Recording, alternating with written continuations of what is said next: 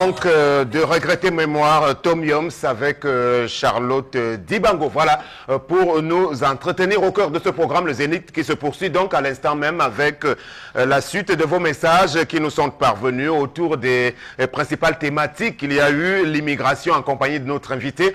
On a évoqué également la problématique de la vétusté ou alors du mauvais état dans lequel se retrouvent la plupart de nos gares routières aujourd'hui en l'absence d'un plan directeur d'organisation de nos cités. Mais il y a d'abord que l'histoire de tendance qui tournait autour de la dot. Les messages avec vous. Le message de Zachary qui nous écrit depuis Moha, il dit le Cameroun est en chute libre. C'est sauve qui peut, si déjà partout dans les bureaux c'est de l'anarchie. C'est pas dans les gares routières qu'on peut vivre dans l'ordre, a-t-il conclu. À sa suite, cet autre message, oui, d'un téléspectateur qui demande le numéro de téléphone de notre invité que vous aurez tout à l'heure sur la page Facebook de votre émission 10-12 Le Zénith. Autre message dans ce même programme, c'est quelqu'un qui bien sûr a réagi, mais bon, par rapport à un autre sujet.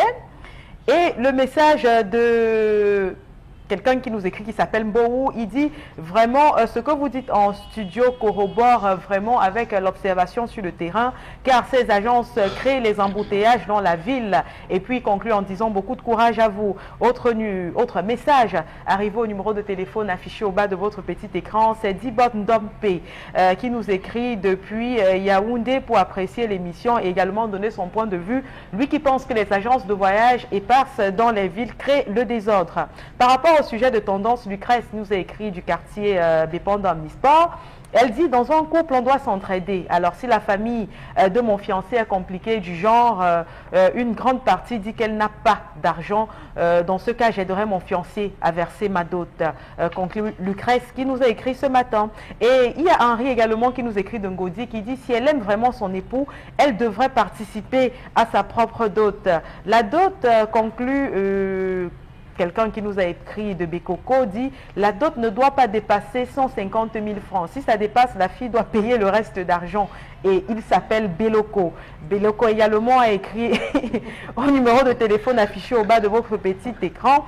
Et il y a quelqu'un qui nous fait un message très simple qui dit « L'amour est une collaboration. » On comprend que la femme devrait, selon son point de vue, contribuer à sa propre dot. Alex également nous a écrit, il dit le gouvernement de Biya a échoué sur tous les plans. Ils ne peuvent plus rien, conclut-il. Après Alex, cet autre message également qui dit bonjour à l'équipe. Et c'est Bertrand qui nous écrit depuis Bonamoussadi, qui dit pour mieux comprendre le problème des agences de voyage, allez voir le délégué du gouvernement et le préfet. C'est un problème de corruption aiguë, a-t-il dit. Et dernier message qu'on va lire avant de passer à autre chose, c'est celui qui dit je regrette regarder un grand hôtel comme celui que vous avez cité tout à l'heure et voir juste en face des voitures qui sont garées et passent. Et il précise également qu'il y a une mauvaise odeur de ce côté-là. Je pense qu'on va s'arrêter là. Sam. Voilà, même si ce n'est pas de la responsabilité de l'hôtel, en réalité, pour assainir la déventure de cet endroit, l'ambombok sur la dot, quand même, finalement, on ne peut pas s'accorder là-dessus. Il me semble que si la fille est volontaire et sa famille pour contribuer aux charges de la dot, je crois que ça...